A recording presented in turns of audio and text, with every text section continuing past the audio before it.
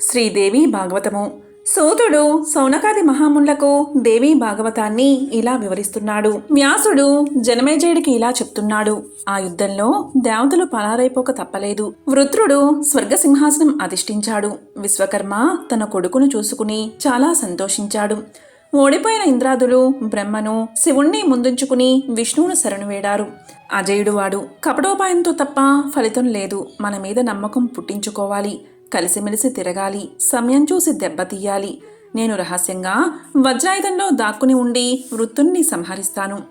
ముందుగా మనమంతా మహామాయను ప్రార్థించి ఆమె ఆశీస్సులు పొందాలి అన్నాడు హరి. విష్ణువు చెప్పినట్టే దేవతలు మేరు పర్వతం మీదకి వెళ్లారు. మందార వృక్షం నీడలో ధ్యాన నిమగ్నులై అంబను ప్రార్థించారు. సాక్షాత్కరించింది అంబా.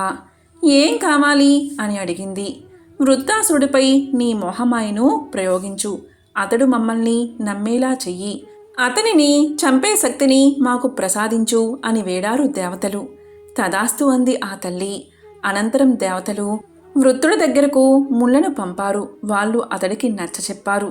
వృత్రుడు వాసవుడు స్నేహితులు అయ్యారు. ఒకనాటి సంధ్యా సమయంలో వృత్రుడు సముద్ర తీరాన విహరిస్తున్నాడు. కనిపెట్టాడు ఇంద్రుడు. అది రాత్రి కాదు, పగలు కాదు. మృత్యు వధ కోసం ఆలోచిస్తున్న ఇంద్రుడికి సముద్రపు నురుగు కనిపించింది.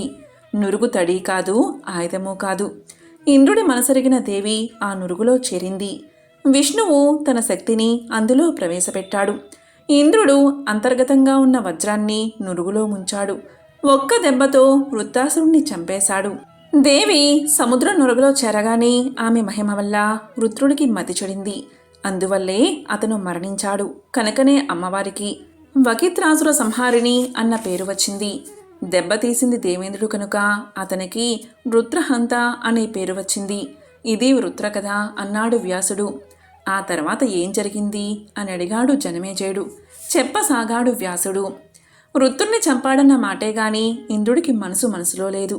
వృత్రుడు చావాలని కోరుకున్న వాళ్ళు కూడా ఇంద్రుణ్ణి నిందించారు. బ్రాహ్మణుణ్ణి చంపాడని దూషించారు. బ్రహ్మహత్యా పాతకం అతన్ని పీడించసాగింది. మానసికంగా కుంగిపోయిన ఇంద్రుడు మానస సరోవరానికి చేరాడు. అక్కడ ఒక తామర పువ్వు తూడులో దాక్కున్నాడు. ఇంద్రుడు కనరాకపోవడంతో దేవతలు కంగారు పడ్డారు. తాత్కాలిక ఇంద్రుడిగా నహుషుణ్ణి నియమించి ఆపద్ధర్మ ప్రభుత్వాన్ని ఏర్పాటు చేసుకున్నారు. నహుషుడు మంచివాడే కాని ఇంద్ర పదవి రాగానే కళ్ళు నెత్తికెక్కాయి. ఇంద్రభోగాలతో పాటు ఇంద్రపత్ని సచీదేవి కూడా కావాలని కోరాడు నహుషుడు. అది తప్పు అని ఎంతమంది చెప్పినా వినలేదు. చివరకు బృహస్పతి ఆలోచనపై సచీదేవి నహుషుడి దగ్గరకు వెళ్ళింది. తన భర్త జాడ తెలియనిదే. తన్ని బలవంతం చేయవద్దని చెప్పింది. ఇది కొంతవరకు ధర్మ పద్ధతే అని అంగీకరించాడు నహుషుడు. అనంతరం బృహస్పతి సచి అందరూ విష్ణువు దగ్గరకు వెళ్ళి తమ గోడు చెప్పుకున్నారు. ఇంద్రుడు మానస సరోవరంలో ఉన్నాడు. మీరెళ్ళి అతని చేత అశ్వమేధం చేయించండి. పరాశక్తికి ఇష్టమైన యాగమది. దాంతో పాపాలన్నీ తొలగిపోతాయి అని చెప్పాడు విష్ణువు. దేవతలు ఇంద్రుడి చేత అశ్వమేధం చేయించారు. విష్ణువు స్వయంగా వచ్చి బ్రహ్మహత్యా పాతకాన్ని ఇంద్రుడి నుంచి వైదొలగించాడు. చెట్లకి, నదులకి, కొండలకి, స్త్రీలకి పంచిపెట్టాడు దాన్ని. పాపాలు చెల్లిపోయినా కాలం ఇంకా బాగులేని కారణంగా ఇంద్రుడు అక్కడే ఉండిపోయాడు.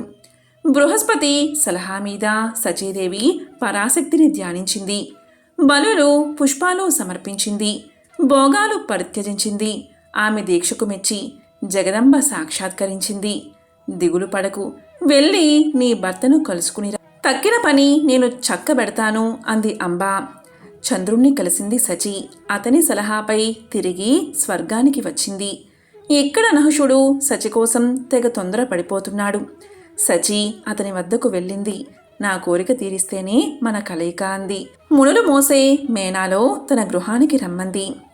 కామము కళ్ళుగప్పిన నహుషుడు మునులు బోయిలుగా మోస్తున్న పల్లకి ఎక్కి సచి గృహానికి బయలుదేరాడు. ఆ మోసే పోయిలాలలో అగస్త్య మహర్షి కూడా ఉన్నాడు. కామాతురుడైన నహుషుడు పదండి పదండి అని ముళ్ళు కంగారు పెట్టసాగాడు. సర్ప అంటూ కొరడాలతో వాళ్ళను కొట్టసాగాడు. కడుపు మండిపోయింది అగస్త్యుడికి.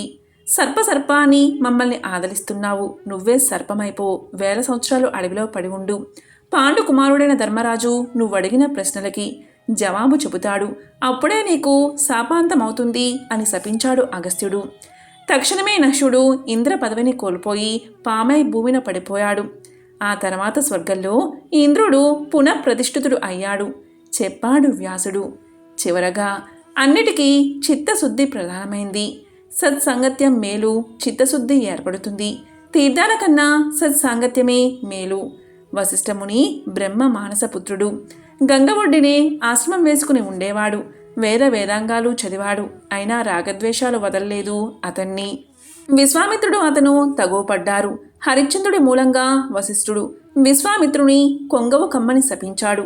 కొంగ బాతుగా మారిన తర్వాత కూడా వాళ్ళిద్దరూ మానస సరోవరం ఒడ్డున 10,000 సంవత్సరాల పాటు దెబ్బలాడుకున్నారు అన్నాడు వ్యాసుడు.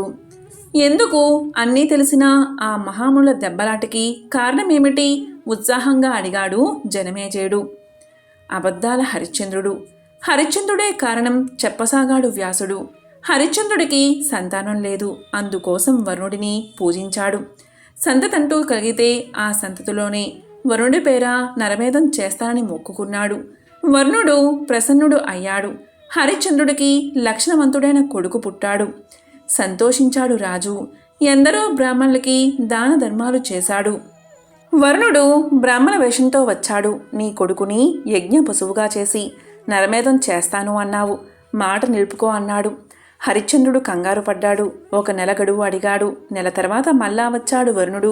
సంస్కారం జరగని కుర్రరాజు శుభకర్మలకు పనికిరాడు. వాడికి 11వ ఏడు రాగానే సమానర్తన సంస్కారం జరిపించాక తప్పకుండా యజ్ఞం చేస్తాను అన్నాడు హరిశ్చంద్రుడు. ఈసారి చెప్పినట్లు చేయకపోతే శపిస్తాను జాగ్రత్త అని హెచ్చరించి వెళ్ళాడు వరుణుడు. కొడుకు లోహితుడిని పేరు పెట్టాడు హరిశ్చంద్రుడు. 11 ఏళ్లు దాటాయి. యజ్ఞం గడువు చేరువైంది. తండ్రి చేసే యాగంలో తన్ని బలి చేస్తారు అని తెలిసిన లోహితుడు ఇంట్లోంచి పారిపోయాడు. ఒక కొండ గుహలో దాక్కున్నాడు. వరుణుడు వచ్చాడు. నా కొడుకు పారిపోయాడు, లేకపోతే యజ్ఞం చేసేవాణ్ణే అన్నాడు హరిశ్చంద్రుడు. వరుణుడు కోపగించాడు. జలోదర వ్యాధిగ్రస్తుడు కమ్మని హరిశ్చంద్రుడిని శపించాడు. ఆ సంగతి లోహితుడికి తెలిసింది. ఇంటికి బయలుదేరబోయాడు. ఇంతలో దేవేంద్రుడు ఎదురై అతన్ని ఆపేశాడు. ఒకరోజు హరిశ్చంద్రుడు కులగురువైన వశిష్ఠుణ్ణి పిలిపించాడు. పుత్రశోకం ఒక వంక, జలోదరం ఒక వంక చాలా బాధ పెడుతున్నాయి. విముక్తి లేదా అని అడిగాడు. కొడుకుని యజ్ఞ పశువుని చేస్తాను అన్నావు. కొడుకులు 13 రకాలు. వారిలో డబ్బిచ్చి కొనుక్కున్న కొడుకుని కీత్రకుడు అంటారు. ఓ బ్రాహ్మణ పుత్రుని కొనుక్కుని వాడితో యజ్ఞం చెయ్యి. వరుణుడు తృప్తి పడితే నీ రోగం తగ్గుతుంది అన్నాడు వశిష్ఠుడు. గర్భదరిద్రుడైన అజీగర్తుడు తన 3 కొడుకుల్లోనూ నడిమివాడైన సునస్సేవుణ్ణి బలిపశువుగా అమ్మేశాడు. యజ్ఞం ఆరంభమైంది. సునస్సేవుణ్ణి యూపస్తంభానికి కట్టేశారు. ప్రాణభయంతో గజగజలాడుతున్నాడా కుర్రాడు. అది కనిపెట్టేశాడు విశ్వామిత్రుడు. ఆ కుర్రాన్ని వదిలేయమన్నాడు. వినలేదు హరిశ్చంద్రుడు. విశ్వామిత్రుడు అడిగాడు. ఆ కుర్రాడికి వరుణ సూక్తం ఉపదేశించాడు. సునస్సేవుడు గొంతెత్తి వరుణ సూక్తం ఆలపించాడు. వరుణుడు కరుణించాడు. సునస్సేవుడికి కట్లు విప్పించాడు. ఇంకెప్పుడు అబద్ధాలాడకు, వాగ్దతమైన దాన్ని వదులుకోవడానికి బాధపడుకు అంటూ హరిశ్చంద్రుడికి చివాట్లు పెట్టేసి అతను జబ్బు తగ్గించి వెళ్ళిపోయాడు. విశ్వామిత్రుడు సునస్సేవుణ్ణి తన కొడుకుగా స్వీకరించాడు. హరిశ్చంద్రుడి అలక మాత్రం తీరలేదు. ఈ విధంగా సూతుడు సౌనకాది మహామునులకు శ్రీదేవి భాగవతాన్ని వివరిస్తున్నాడు. ఓం శ్రీ మాత్రే నమః.